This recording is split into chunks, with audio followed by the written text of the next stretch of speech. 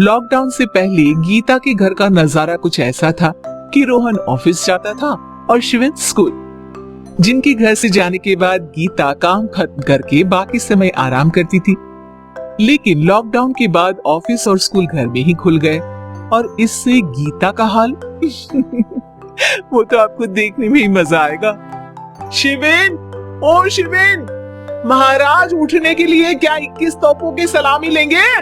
अरे बिस्तर से बाहर निकल, ऑनलाइन क्लास स्टार्ट होने वाली है। अरे तुम भी हद करती हो, स्पीकर की तरह चिल्लाने की क्या जरूरत है? दिख नहीं रहा मेरी कॉन्फ्रेंस चल रही है। अब कैमरा और स्पीकर ऑन कर रहा हूँ, मुझे कोई शोर नहीं चाहिए। इस पर जैसे ही रोहन लैपटॉप का कैमरा और स्पीकर ऑन करता है तभी कुकर की सीटी बजती है।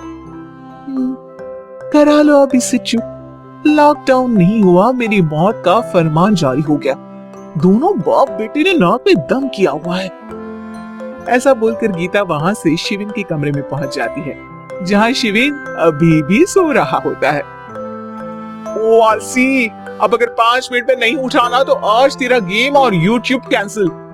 माँ की बात सुनकर शिविन बिना 1 मिनट गवाए उठ खड़ा होता है। उठ गया, अभी नहाकर भी आता हूँ। ये नाटक कहीं और, मुंह पर गीला कपड़ा मार और पढ़ने बैठ। शिविन की ऑनलाइन क्लास स्टार्ट हो जाती है, जिस पर गीता उसे वहां बिठाकर रसोई में चली जाती है। थोड़ी देर में उसे कमरे से कुछ आवाज सुनाई देती है, जिसे सुनकर वो कमरे में वापस आती है। हाय राम, तुझे क्लास अटेंड करने के लिए बोला था, कैमरा ऑफ करके बिस्तर पर नाचने के लिए नहीं बोला था। मम्मी मुझे कुछ समझ नहीं आ रहा, आप बाद में पढ़ा देना ना, वैसे भी अटेंडेंस तो लगी गई है। हाँ बेटा, जरूर बन जा, तू अभी से हम सबका बाप बन जा। अरे नहीं मतलब कहाँ से लाते हो इतना दिमाग, और पढ़ाई करते हुए ये चला कहाँ जाता है? नाइस क्वेश्चन, दिमाग से पूछकर बता दूंगा। शिविन की बातों से परेशान होकर गीता उसे मारने के लिए जैसे ही आगे बढ़ती है तभी वो कमरे से बाहर भाग जाता है।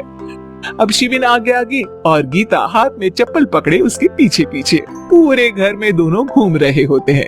इसी बीच वो रोहन के पास पहुंच जाता है और शिविन को मारने वाली चप्पल रोहन के लैपटॉप पर जाकर गिरती है। ओए माँ! मम्मी, आप पापा को चप्पल मार रही हो? वो आज तक के रिपोर्टर, चुपचाप जाकर क्लास अटेंड कर ले, नहीं तो अगली तेरे पीछे लगेगी। इस पर शिविन वहां से चला जाता है, जिसके बाद रोहन गीता से कहता है, इस सर्कस के लिए कुछ बोलना चाहोगी? अरे क्या करूं, जब से तुम दोनों घर में रहने लगे हो, घर अपने आप ही सर्कस बन गया है और मैं तुम्हारी नौकर। कभी बेटी को संभालो तो कभी बाप की नखरे उठाओ। इन्हीं सब उथल पुथल में दिन बीतते रहते हैं, जिसमें हर रोज घर के अंदर कुछ नया सियप्पा खड़ा मिलता है, जो ज्यादातर शिविन और रोहन के ऑनलाइन स्कूल और ऑफिस से रिलेटेड ही होता है। एक सुबह, शिविन चलो, आज की क्लास जल्दी है। कैमरा ऑफ करके आप अटेंड कर लो। अरे ऐसे छित्तर पड़ेंगे, दादी नानी सब एक साथ याद आ जाएंगी।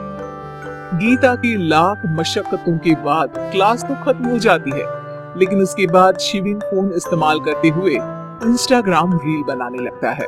रसोड़े में कौन था? तुम थी, मैं थी, कौन था? कौन था? हाँ, मैं गरीब हूँ। अरे ओ गरीब के बेटे, आजा, मैं बताती हूँ तुझे गरीब। मैं बताती हूँ रसोड़ी में कौन था।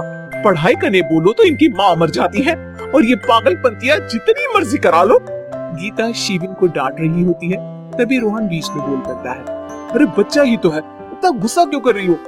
बेटे का साथ देने की इसी एक कोशिश में अब शिविन के साथ साथ रोहन भी गीता के गुस्से की सूली पर चढ़ जाता है। अगर बेटे पर इतना ही प्यार आ रहा है तो इसे क्लास अटेंड क्यों नहीं कराते, इसका होमवर्क क्यों नहीं कराते? उस समय तो बहुत जल्दी मीटिंग आ जाती है, वो काम मैं करूं और यहाँ इस बेफिजूली की चीज में तरफदारी करके बन जाओ महान।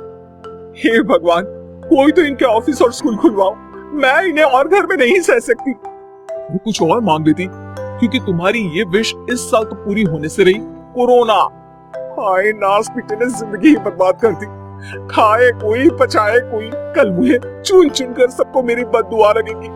उन्होंने दुनिया का और इन बाप बेटे दोनों ने मेरा जीना मुश्किल कर दिया।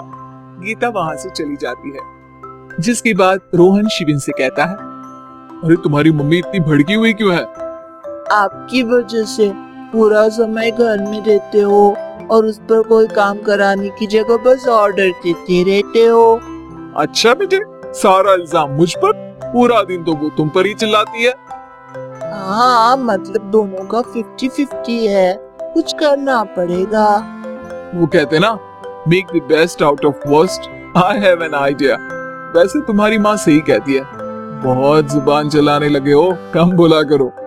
अगली सुबह रोहन और शिविन अपनी गलती को सुधारने के लिए गीता के उठने से पहले घर का आधा काम खत्म कर देते हैं, जिसे देखकर गीता खुश हो जाती है और फिर बाकी बचा काम वो तीनों मिलकर पूरा कर लेते हैं। जिसके बाद अब वो सब मिल बांट कर हर काम में एक दूसरे की मदद करते हुए लॉकडाउन का मजा लेने लगते हैं।